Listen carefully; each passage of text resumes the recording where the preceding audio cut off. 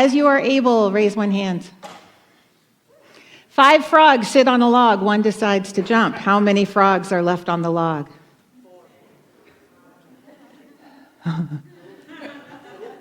5.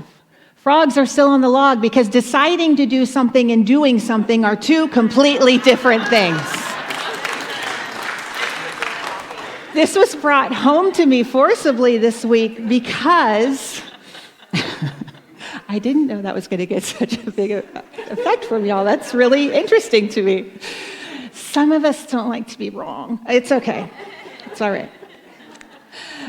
This idea that decision and action are 2 different things was brought home forcibly to me this week because there's a new healing modality that I have been intending to try, that I had decided to use for myself for months. I have been intending to reach out to a practitioner of this new healing modality. And guess what decisioning did in my life? Nothing. Not a darn thing. And this week I finally reached out. I made that appointment. And I kid you not, the minute I put pen to paper and wrote that in my calendar, things started to shift in my life, in my mind, in my thinking, in my energy, and in my body. It fascinated me. I have often heard that when you take 1 step towards your good, the universe takes 100 steps towards you, right?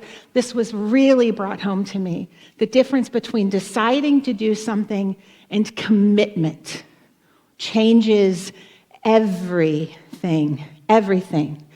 Commitment coupled with action changes lives. Today we're going to look at this through the lens of Rosh Hashanah and Yom Kippur. The high holy days of Judaism are upon us, and we're going to talk about what they teach us about one powerful action that we can take to change our lives and the world, and that is forgiveness.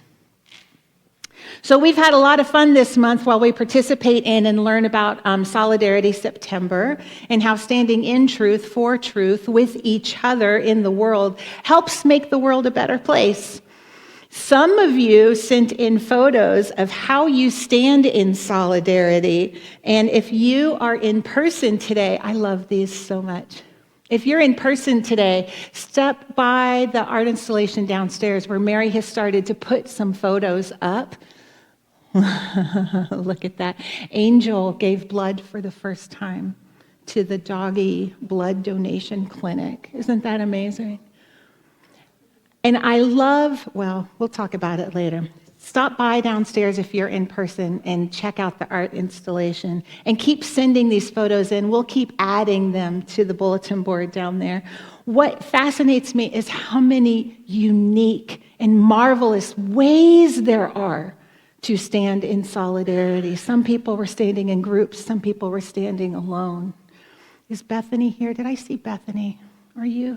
Bethany sent in a picture of her visiting a congregant who passed a couple of years ago, and just opening that picture yesterday and seeing Viola's face just was a gift. It was a gift.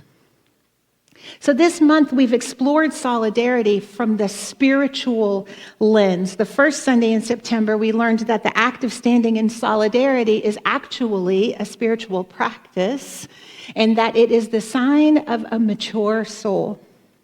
The following week, Reverend Shannon taught us the importance of saying the loving thing out loud, and I know that resonated with a lot of us.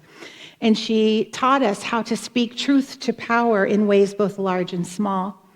Last week, she taught us about how we can actually stand in solidarity with ourselves, with our own souls, by honoring our needs, and how that contributes to peace in the world. Well, today we round out Solidarity September with a deep dive into one of the most important celebrations of the Jewish year, which starts with Rosh Hashanah and ends 10 days later with Yom Kippur, and we're right in the middle of that celebration. So Rosh Hashanah is the Jewish New Year. It literally means head of the year, and it's the great reset button, y'all. It's a reminder that time is a gift, and that we can always begin again.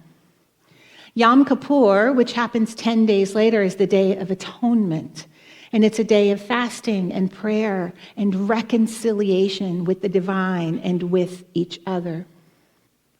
From a New Thought perspective, these are not only the holy days of one religious tradition, this is actually a template of transformation that we can use in our lives, because atonement at its heart is at-one-ment. And isn't that what we're all about? Oneness and the presence of love everywhere present. And so atonement can be considered a return to conscious oneness with the divine, with ourselves, with each other. And the simple action that we can take to turn ourselves back to the consciousness of oneness that we're going to explore today is forgiveness. So let's talk about what atonement is and what it isn't. New Thought doesn't teach a God out there who has to be appeased. We're not attempting to atone for our sins. And that is where we take a different road from Judaism and Christianity. We teach God as the presence of love, the life within us and around us, never condemning, always calling us home. We're not punished for our mistakes as much as we're punished by the consequences of our mistakes and by the separation, that story of separation that we rehearse in our minds. But there isn't a God out there trying to punish us that we need to appease. So atonement isn't about earning favor. It's about cultivating a healing awareness. And forgiveness is the instrument of this cultivation. I want to be really clear up front. Forgiveness isn't pretending that harm didn't happen. It's not passive, and it is not cheap grace. Forgiveness is a disciplined choice to release the inner contract that we have held to re-feel the wound, and instead to let Spirit repattern our energy and our lives with love. Forgiveness is a commitment that we make to ourselves. So, we start with Rosh Hashanah, which was last Monday. On Rosh Hashanah, the shofar is blown. The shofar is a ram's horn. You see it here, and certain prayers are said. It's really beautiful. You can go on YouTube and hear the shofar and hear the prayers in Hebrew that are said and sung. And the sound of the shofar is meant to awaken the soul.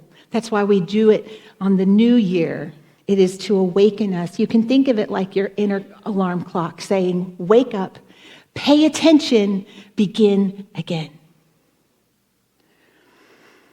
When we carry grievances, the sound of the shofar reminds us that we are at choice. Forgiveness is the most practical begin again that I know. When you forgive, what you're actually doing is you're reclaiming executive function from the rehearsal of the grievance. You're saying, my peace is my power. The reset isn't just for comfort, although it does bring us comfort, but it returns us to our creative agency so that our choices can bless the world. This is freedom, my friends. We can practice in a small way right now. If you're willing, just place a hand on your heart. And on the next in-breath, breathe in, I awaken to love. Breathe out, I release what burdens me. I awaken to love. I release what burdens me. That, my friends, is forgiveness in one breath. To awaken to love and to release the burden. So Rosh Hashanah calls us to awaken the parts of ourselves that are calling for healing, and then to gently widen that lens to see our world with compassion.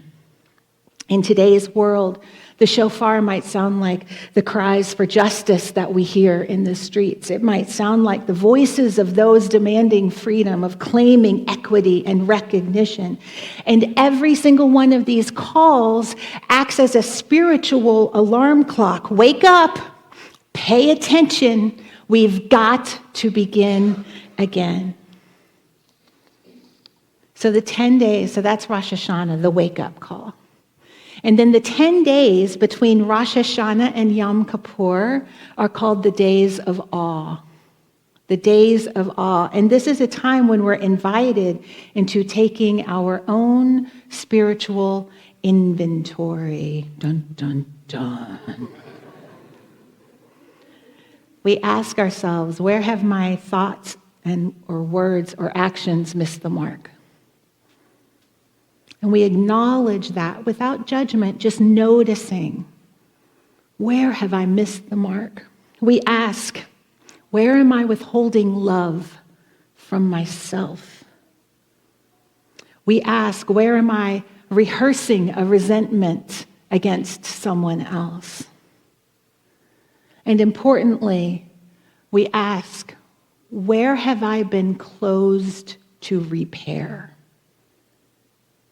Where have I been closed in relationships to repairing? Where have I been closed in consciousness to repair?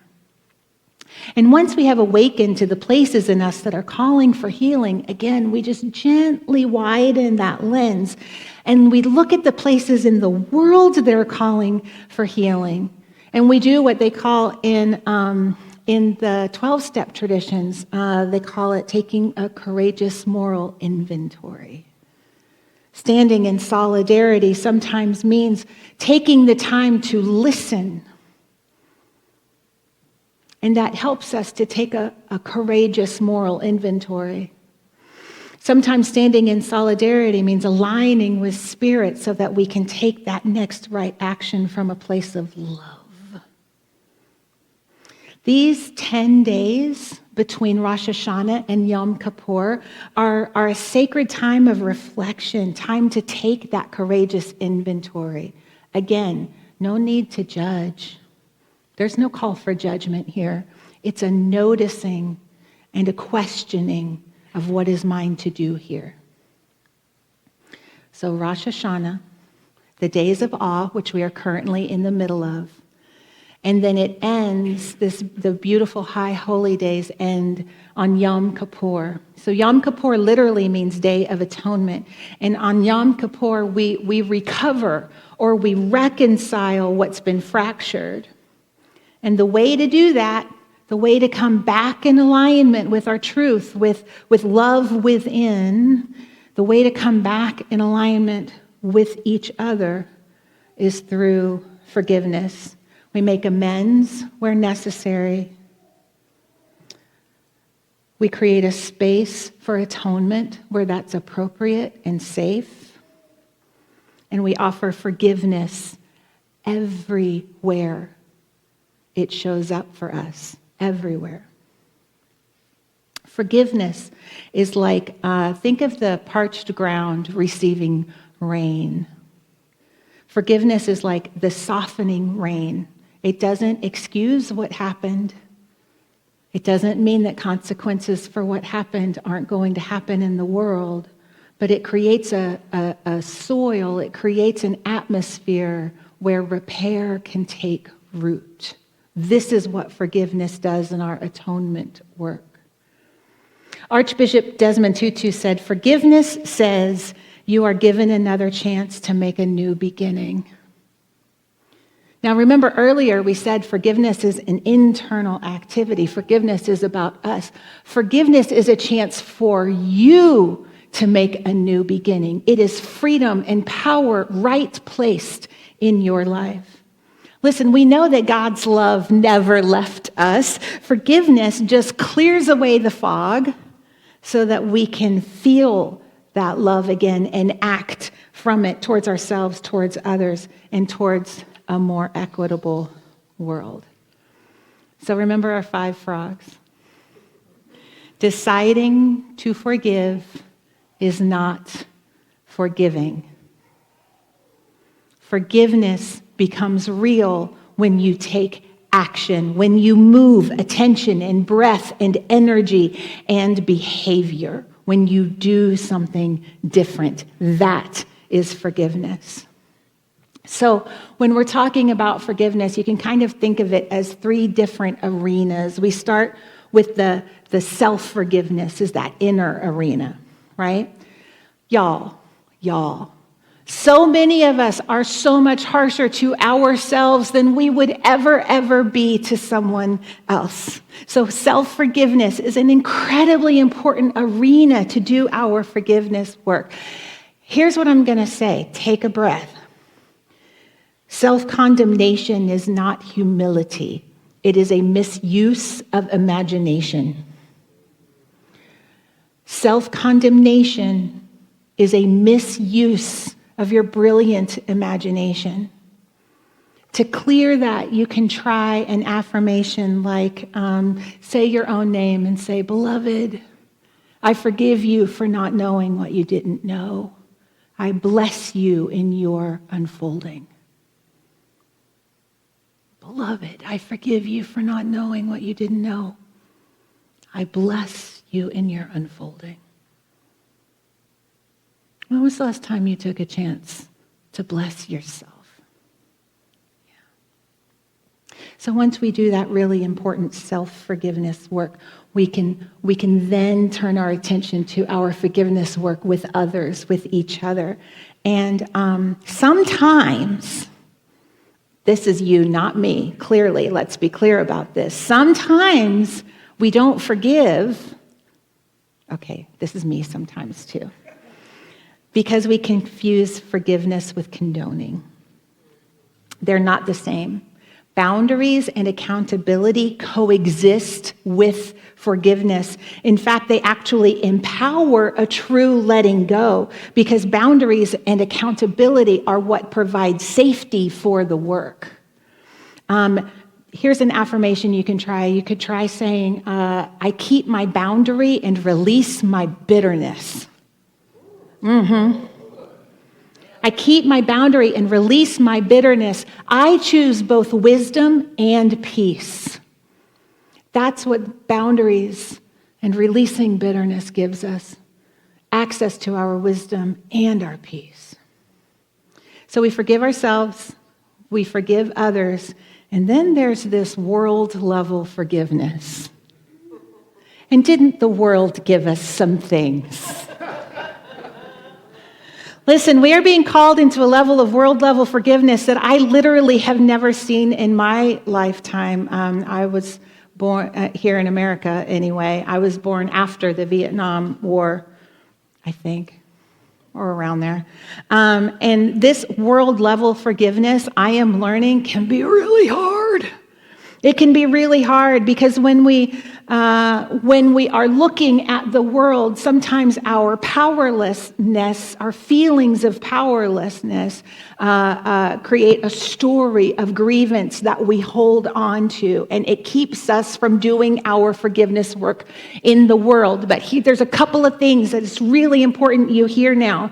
When we carry less grievance in our personal lives, we have more bandwidth to do our work for a more just, a more equitable, a more loving world, a more kind world. Solidarity becomes the fruit of our forgiveness. And it starts in our personal lives. We're going to talk a little bit more about world forgiveness in a minute, but I want to be really clear about what forgiveness is and what it isn't before we do that, because it's important today. So self-forgiveness, forgiveness with others, world-level forgiveness, but there are some things that sometimes keep us blocked from doing our forgiveness work. The first one is sometimes, and I have heard this from people before, they say, if I forgive, then they'll think it's okay. They'll think that what they did was okay. They'll think what they did to me was okay if I forgive them. And here's what I want to say about that. Forgiveness is an inner release, and it never erases accountability or consequence for others' actions.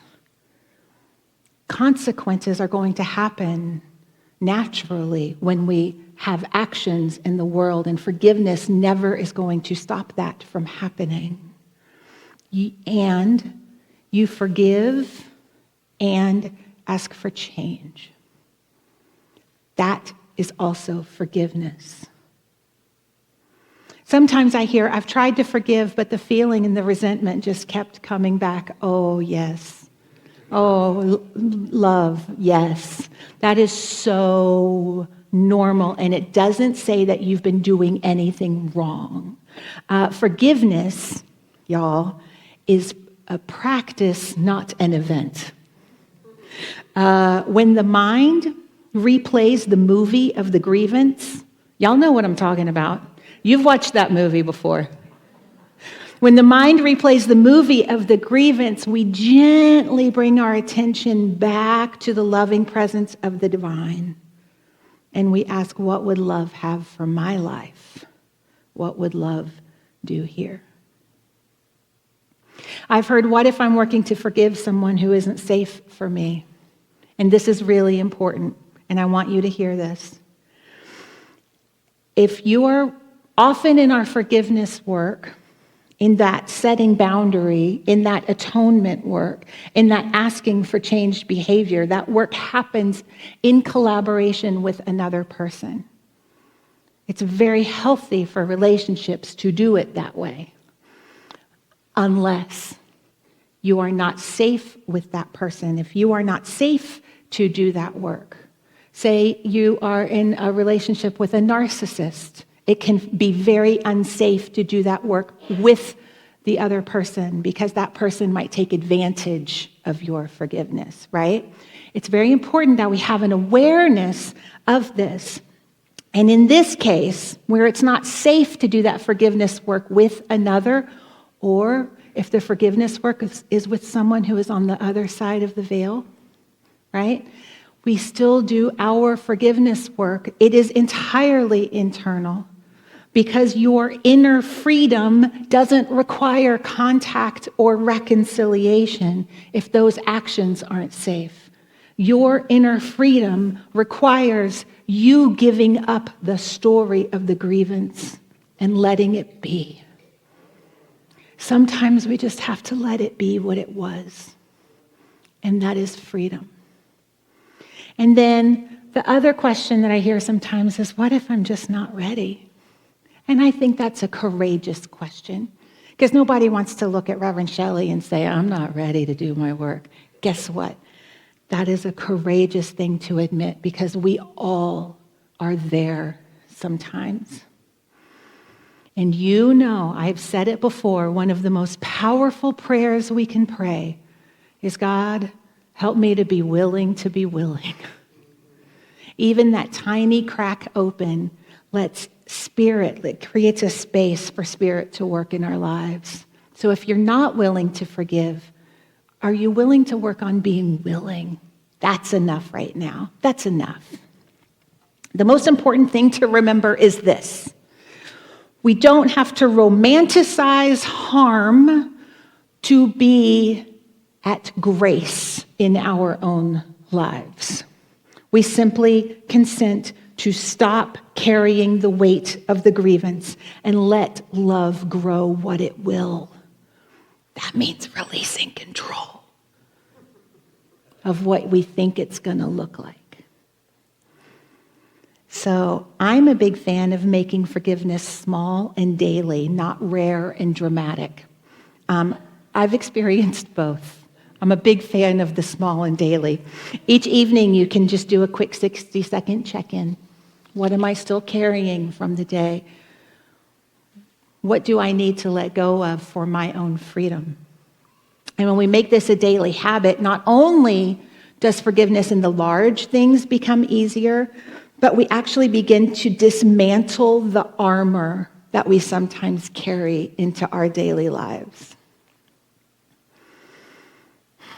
So let's talk about the big thing.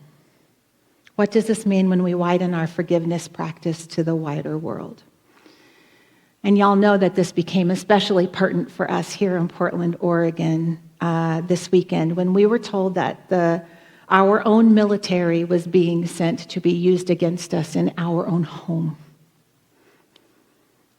And it brought to mind the question that many have asked around the world, which is, how do we forgive acts of war? There's a couple of things. One is, it's really important to remember what I said earlier about how forgiveness frees you from reliving the grievance over and over, from carrying the burdens, the burden of the grievance in your life. But it doesn't mean that we don't keep healthy boundaries and continue using our voices for good. It doesn't keep accountability from happening and consequences from happening in the world. We will continue our spirit-led, our spirit-led, peaceful social action, and we will continue to amplify the voices of leaders working for peace and democracy. And here's why. Because true atonement means standing with those who are excluded until inclusion becomes a reality. It means seeking equity alongside forgiveness. It means practicing solidarity until love is visible in our systems just as it's visible in our souls.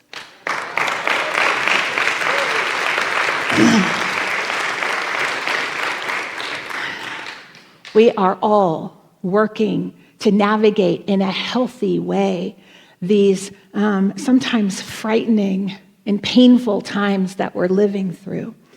Rabbi Abraham Joshua Heschel said, "Few are guilty, but all are responsible."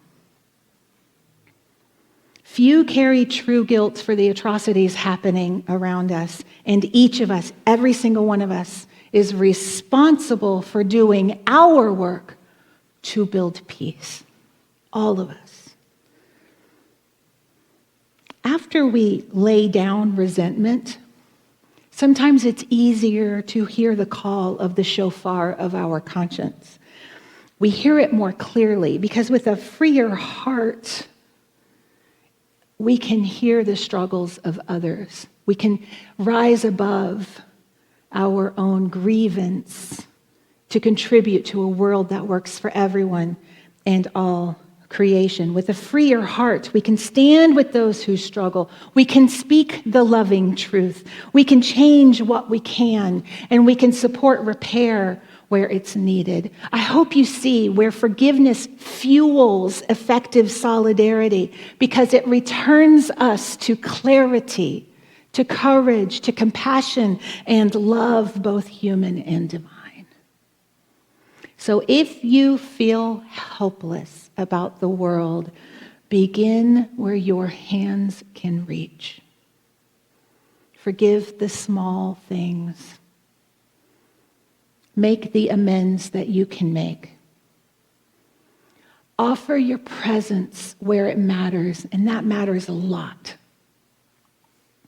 Support a work of repair that aligns with your gifts and your calling.